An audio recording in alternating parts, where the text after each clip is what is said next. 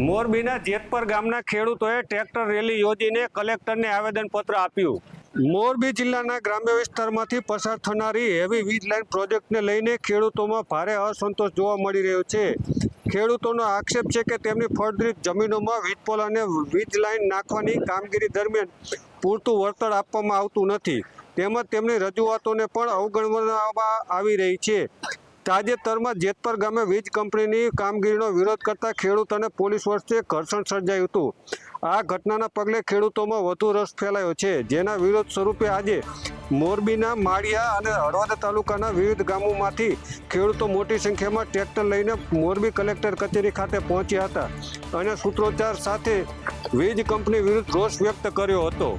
ખેડૂતો ઘણા લાંબા સમયથી યોગ્ય વળતરની માંગ કરી રહ્યા છે. આજે ખેડૂતો ટ્રેક્ટર રેલી સાથે કલેક્ટર કચેરી ખાતે પહોંચ્યા હતા. ગાંધીનગરમાં મુખ્યમંત્રી કાર્યાલય અને અમદાવાદ કોર્પોરેશનની કચેરી સહિત આરએસએસ કાર્યાલયને ઉડાવી દેવાની બોમ્બથી ધમકી મળી, જો કે પોલીસ તપાસમાં કંઈ ન મળ્યું. અમદાવાદ મહાનગરપાલિકાની કચેરી મુખ્યમંત્રી ભૂપેન્દ્ર પટેલનું ગાંધીનગર સ્થિત સ્વર્ણિમ સંકુલ 1માં આવેલું કાર્યાલય આરએસએસ કાર્યાલય અમદાવાદ સહિતની કેટલીક જગ્યાઓને ઉડાવી દેવાની ધમકી ભર્યા મેલ આજે મળ્યા હતા.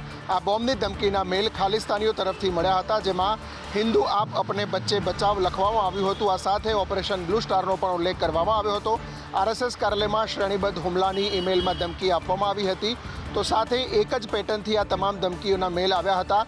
ભાજપ અને આરએસએસને સપોર્ટ કરવાનું બંધ કરો, એ પ્રકારનો ઉલ્લેખ પણ આ મેલની અંદર હતો.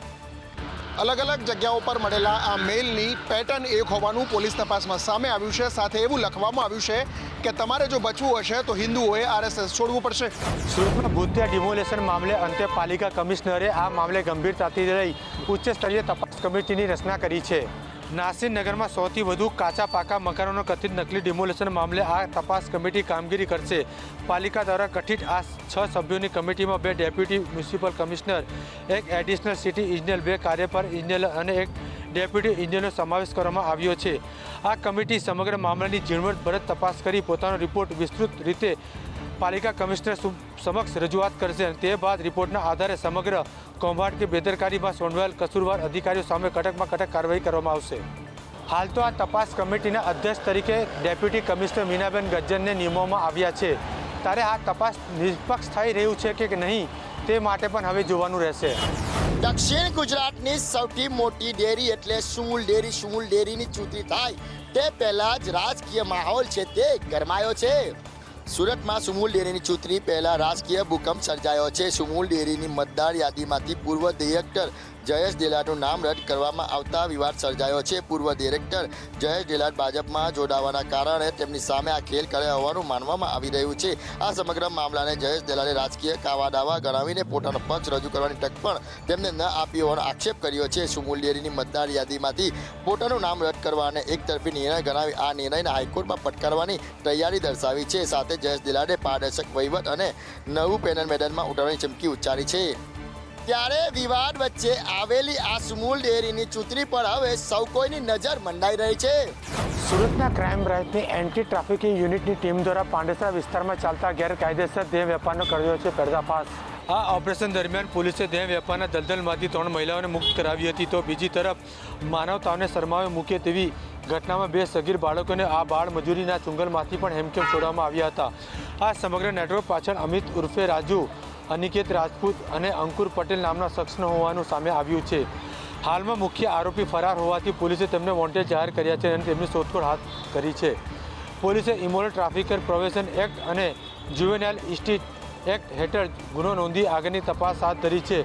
મુક્ત કરાયેલી મહિલાઓને સુરક્ષિત આશ્રય આપવામાં આવ્યો છે, જ્યારે સગીર બાળકોને કતારગામ સ્થિત ચિલ્ડ્રન હોમમાં મોકલવામાં આવ્યો છે.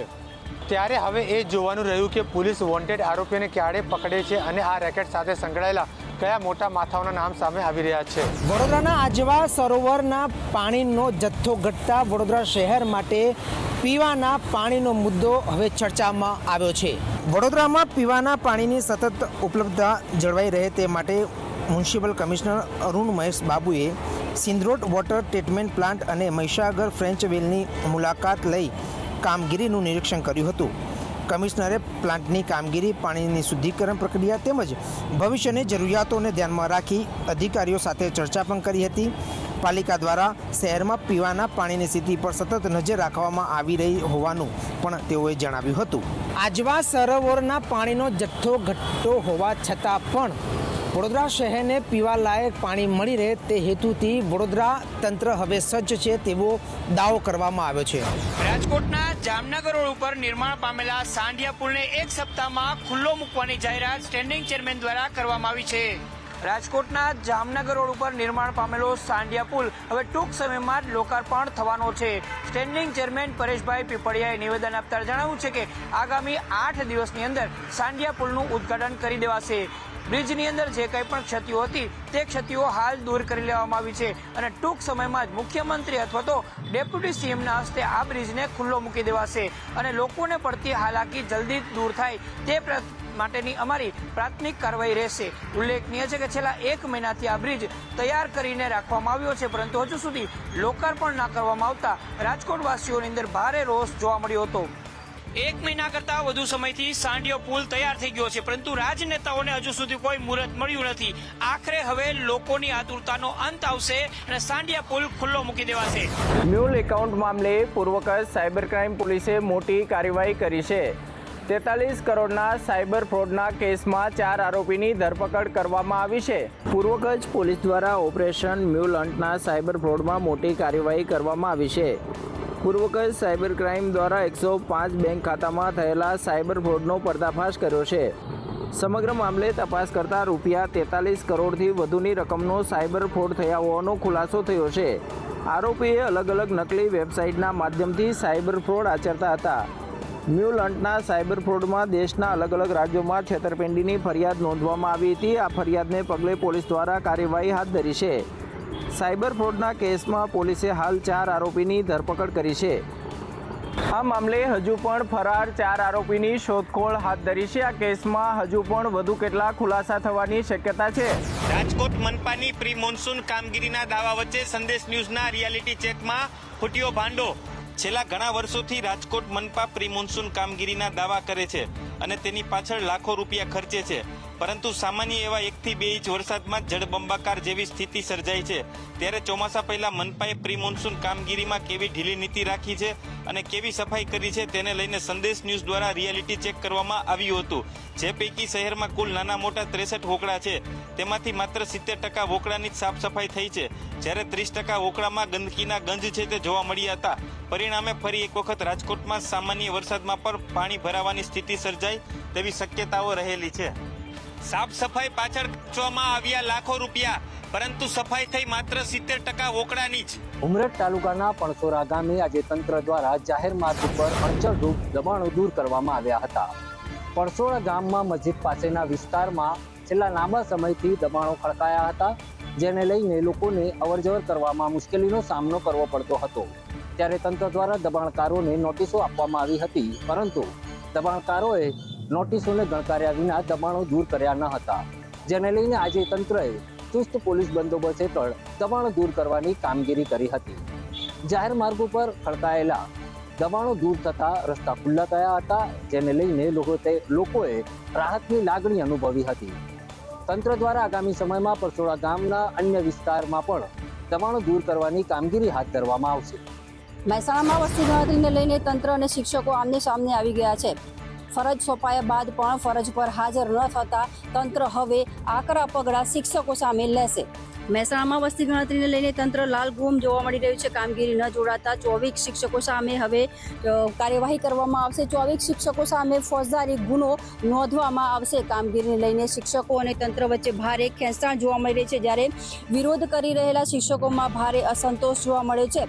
હુકમ અને તાલીમ આપ્યા બાદ પણ શિક્ષકો હાજર ન થતા તંત્ર આકરા પાણીએ જોવા મળી રહ્યું છે. 24 જેટલા શિક્ષકોએ કામગીરીમાં ન જોડાતા હતા અને તેમને 150 શિક્ષકોને ફરજ સોંપાતા શિક્ષકોમાં હવે ભારે અસંતોષ જોવા મળી રહ્યો છે. જોકે પોતાની ફરજમાં ઘોર બેદરકારી દાખવનાર 24 શિક્ષકો સામે હવે ફોજદારી ગુનો દાખલ કરવાની તૈયારીઓ થઈ ચૂકી છે. વડોદરા શહેરના માથે જાણે જળ સંકટ તોડાઈ રહ્યું છે, કારણ કે વડોદરા શહેર પાસે 30 જૂન સુધી ચાલે એટલો જ પાણીનો જથ્થો છે અને તેની કબૂલાત વડોદરાના મ્યુનિસિપલ કમિશનરે જ કરી છે. વડોદરા શહેરને પાણી પૂરું પાડવાના સ્ત્રોત પૈકી આજવા સરોવર મહત્વનું છે. આજવા સરોવરથી ગ્રેવિટીથી પાણી લેવામાં આવી રહ્યું છે. સરોવરની જળ સપાટી 206 ફૂટે પહોંચતા ગ્રેવિટીથી પાણી લઈ શકાતું નથી. આવા સંજોગોમાં સંપથી પાણી ખેંચી પૂરું પાડવામાં આવી રહ્યું છે. વરસાદ પણ ખેંચાઈ રહ્યો છે. આવા સંજોગોમાં 30 જૂન સુધી શહેરને આપી શકાય તેટલું પાણી છે, જેથી કોર્પોરેશન દ્વારા નર્મદા નિગમને પત્ર વ્યવહાર કરી વધુ 30 દિવસ ચાલે તેટલું પાણી માંગવામાં આવ્યું છે, જે માટે પાલિકાએ 29 કરોડ નર્મદા નિગમને ચૂકવવા પડશે. શહેરમાં પાણીની સમસ્યા ન સર્જાય તેની ચિંતા રાખી મ્યુનિસિપલ કમિશનર અરુણ મહેશ બાબુએ આજે સિંધરોડ ખાતેના water treatment plant, Mahisagar French well, Rayka Dodka ફ્રેન્ચવેલની મુલાકાત લઈ નિરીક્ષણ કર્યું હતું.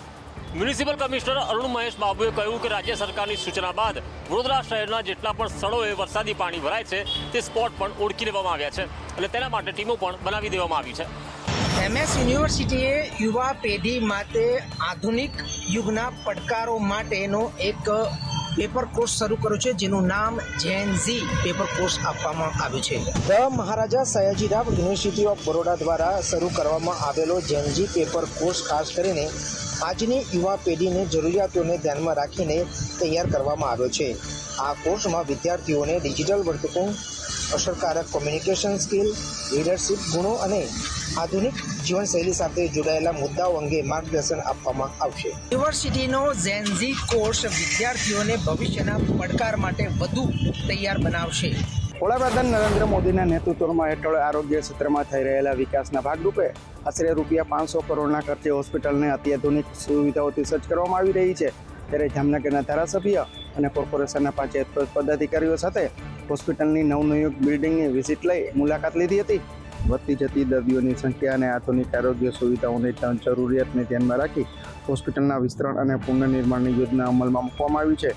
હાલની 1800થી વધીને 3000 બેડ, ICU બેડની સંખ્યા 75થી વધારી 225 કરવામાં આવશે. તેના કારણે ઇમરજન્સી અને ક્રિટિકલ કેર સેવાઓ વધુ મજબૂત બનશે. આધુનિક હોસ્પિટલ કેમ્પસમાં 7 થી 8 માળની અલગ અલગ ઇમારતોનું નિર્માણ કરવામાં આવશે. તેમાં વિશેષ વિભાગો, આધુનિક operation theatre, diagnostic centre, trauma care, super specialist વિભાગો તેમજ દર્દીઓ અને તેમના સ્વજનો માટે વધુ સુવિધાઓ ઉપલબ્ધ કરવામાં આવશે. ત્યારે આજરોજ જામનગરના ધારાસભ્ય દિવ્યેશ અકબરી, મેયર મોનિકાબેન તથા અન્ય પદાધિકારીઓએ હોસ્પિટલ પ્રોજેક્ટની મુલાકાત લઈ કામગીરીની સમીક્ષા કરી હતી. આધુનિક જીજી હોસ્પિટલનું નિર્માણ જામનગરના આરોગ્ય ક્ષેત્ર માટે ઐતિહાસિક પરિવર્તન સાબિત થશે અને આવનારા વર્ષોમાં લાખો દર્દીઓની વધુ સારવાર અને ઝડપી આરોગ્ય સેવા પૂરી પાડવામાં મહત્વની ભૂમિકા ભજવશે.